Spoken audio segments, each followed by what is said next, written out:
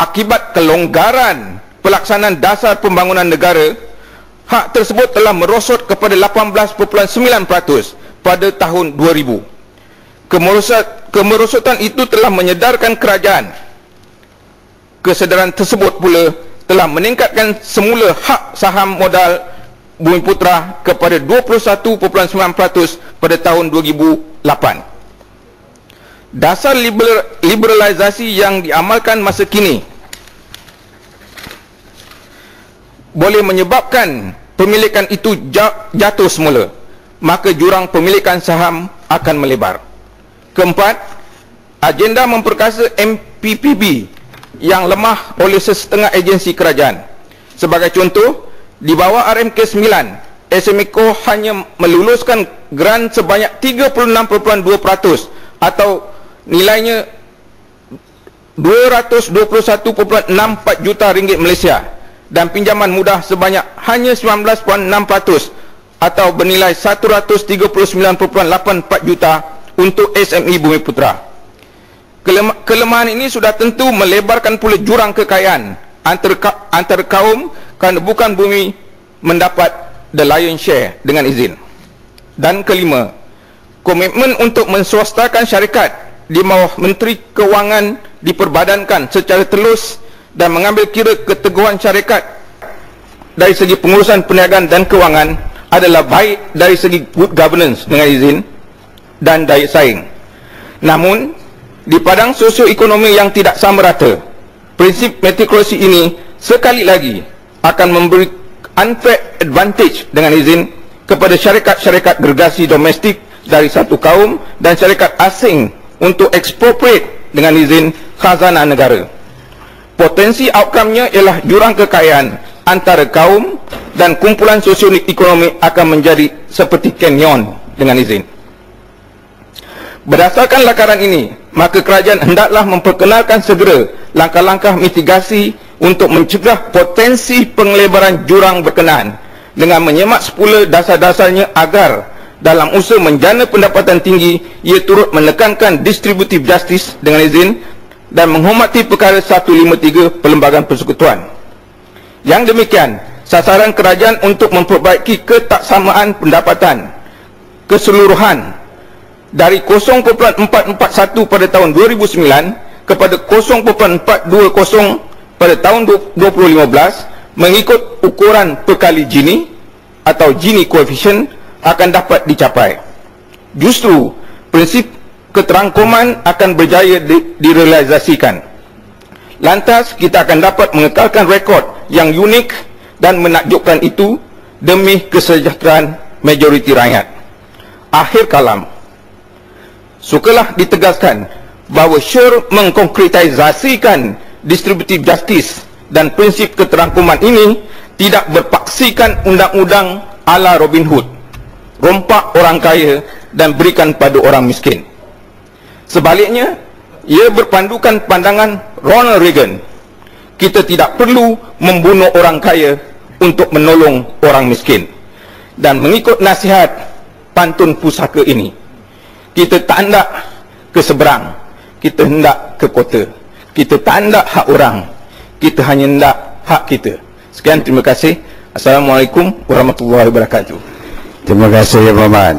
Sebenarnya Muhammad dah cakap lebih pada 7,5 minit, tapi kan Muhammad je terakhir ucapan tu saya berilah, dan itu budi bicara saya. Dan seterusnya ya Muhammad, saya persilakan wakil daripada Kementerian Kesihatan Yabi Mazdah untuk menjawab. Yang Berhormat Tan Sri Yang di-Pertua, saya mohon izin membaca jawapan kepada ucapan penangguhan Yang Berhormat Senator Dato' Akbar Ali seperti diminta bagi mewakili Menteri di Jabatan Perdana Menteri atas sebab-sebab yang tidak dapat dielakkan. Tan Sri Yang di-Pertua, untuk makluman ahli yang berhormat, dasar-dasar pembangunan berdasarkan prinsip pertumbuhan dengan pengagihan yang saksama yang dilaksanakan selama ini terbukti berupaya merapatkan jurang ketidakseimbangan ekonomi antara kumpulan etnik Negara juga telah berjaya mengharungi beberapa cabaran yang dihadapi oleh kebanyakan negara membangun. Namun demikian, langkah menuju ke hadapan sebagai sebuah negara berpendapatan tinggi merupakan satu cabaran yang cukup besar yang memerlukan pengorbanan dan kerjasama semua pihak dan rakyat jelata. Bagi pihak kerajaan, langkah akan terus diambil untuk memastikan matlamat menjadi sebuah negara berpendapatan tinggi dapat dicapai serta memastikan semua rakyat akan mendapat manfaat secara berterusan. Kerajaan yakin dengan pelaksanaan model baru ekonomi dan program transformasi ekonomi serta pendekatan pembangunan secara inklusif akan memacu negara ke arah wawasan 2020. Kerangka dasar pembangunan sosioekonomi negara yang berasaskan prinsip pertumbuhan dengan pengagihan ini akan memberi perhatian bukan sahaja kepada matlamat mencapai negara berpendapatan tinggi semata-mata, malah untuk memastikan penyertaan, penglibatan dan pemilikan faedah pembangunan negara dikongsi secara lebih saksama. Tidak dapat dinafikan bahawa pencapaian yang digarap melalui dasar ekonomi baru dan dasar-dasar pengagihan selepasnya menjadi asas kukuh kepada negara untuk terus melangkah ke hadapan. Dalam beberapa dekad yang lalu, berlatarkan pertumbuhan ekonomi yang kukuh, Malaysia dengan ketara berjaya mengurangkan paras kemiskinan keseluruhan merentasi semua kumpulan etnik. Meskipun pertumbuhan lebih perlahan selepas krisis keuangan Asia, namun insiden kemiskinan terus menerus menurun kepada 3.8% pada tahun 2009, manakala kemiskinan tegar telah berjaya ditangani. Dalam masa yang sama, jurang pendapatan antara kaum terus mengecil. Nisbah ketaksamaan ketaksamaan pendapatan antara Bumiputera dengan bukan Bumiputera semakin berkurangan daripada 1:1.61 pada tahun 1989 kepada 1:1.32 pada tahun 2009. Walau bagaimanapun masih wujud jurang pemilikan kekayaan antara etnik. Ini adalah disebabkan oleh beberapa faktor tertentu seperti jurang tahap pendidikan, tingkat kemahiran, keusahawanan dan akses kepada peluang ekonomi. Walaupun negara telah berjaya menangani isu kemiskinan, mengurangkan ketaksamaan pendapatan serta meningkatkan kualiti hidup rakyat, tidak dinafikan bahawa terdapat kelompok-kelompok rakyat yang masih ketinggalan dan memerlukan perhatian daripada kerajaan.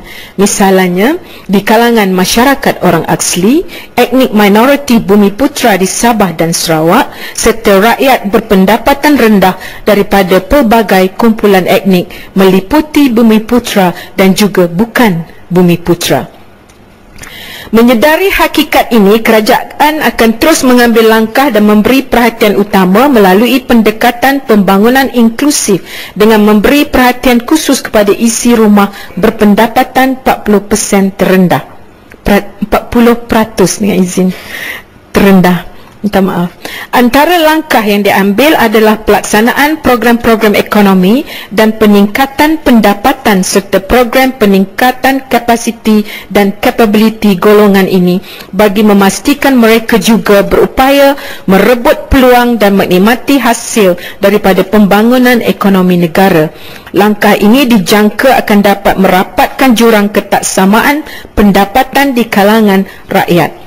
Meskipun kesaksamaan yang sempurna adalah mustahil dicapai, namun pewujudan masyarakat yang inklusif akan memastikan jurang ketaksamaan akan terus mengecil.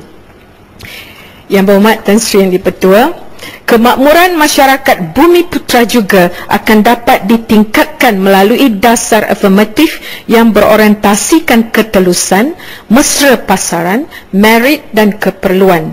Dalam pada itu, asas pendekatan baru kerajaan dalam aspek agenda pembangunan Bumiputera adalah berpaksikan kepada penyertaan masyarakat Bumiputera secara lebih bermakna dan mampan melalui aspek membina keupayaan melalui pembangunan modal insan dan keusahawanan.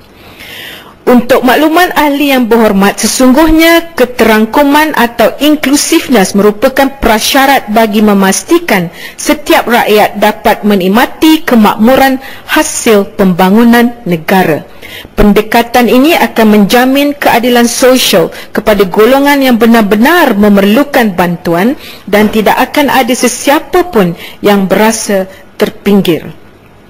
Kerajaan akan terus mengambil langkah-langkah yang perlu bagi memastikan masa depan yang lebih baik untuk semua rakyat Malaysia. Prinsip progresif dan pragmatisme akan memandu dasar-dasar negara demi kepentingan rakyat. Namun, kita semua perlu akur kepada peruntukan-peruntukan perlembagaan persekutuan yang akan sentiasa dijunjung dan dihormati. Tan Sri Yang di-Pertua, pelaksanaan sistem kota khususnya dalam pemberian beasiswa dan kemasukan ke institusi pengajian tinggi tempatan seharusnya tidak berbangkit kerana peluang pembiayaan yang disediakan adalah terhad. Pemberian beasiswa bergantung kepada peruntukan semasa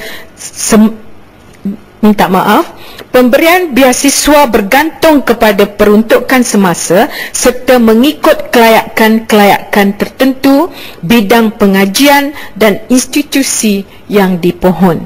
Ini menyebabkan nisbah agihan beasiswa berubah dari masa ke semasa.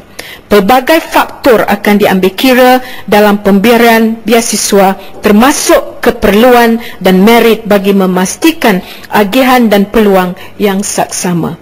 Pelaksanaan dasar berasaskan merit seperti yang diamalkan oleh Perbadanan Tabung Pendidikan Tinggi Nasional PTN dalam pembiayaan pendidikan, itu penukaran pembiayaan pendidikan kepada beasiswa bagi penerima ijazah kelas pertama akan dapat menyuntik prinsip kecemerlangan di kalangan pelajar. Walau bagaimanapun pelaksanaannya tidak menjejaskan peluang mereka yang kurang cemerlang. Tan Sri Yang